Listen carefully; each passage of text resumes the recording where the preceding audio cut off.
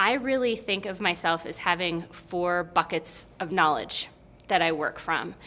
The first is board governance, which I'm so passionate about because I believe all nonprofits thrive based on the quality of their leadership.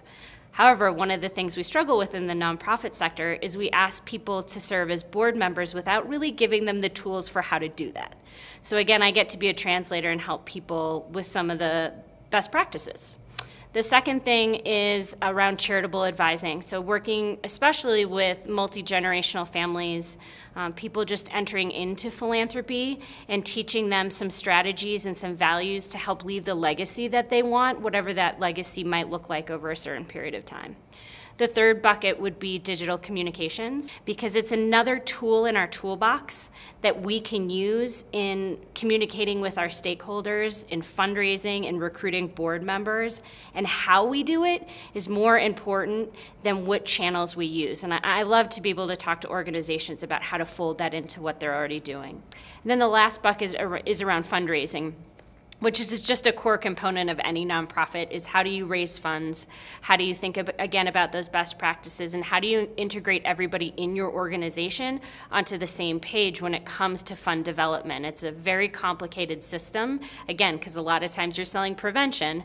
And so how do we get that coordinated and everybody on the same page? My ideal clients that I work with are organizations that are hungry like I am. They're hungry for knowledge. They're at a point where they want to grow. They want to improve whatever they have going on within the foundation of the organization. And to me, those are learning organizations, because there's an openness to learn, there's an interest in learning, and there is a dedication to it. Nonprofits or philanthropists, whatever the clients are that come to me, are typically in some space of transition.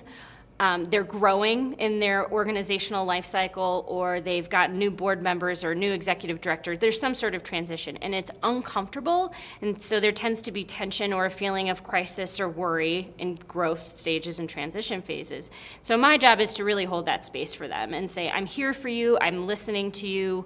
How can we gather information? How can I reflect that back to you? What's going to make you feel successful? And the idea, I think, for a lot of these clients, just knowing that there can be success on the other side of the work together, in and of itself is a huge relief.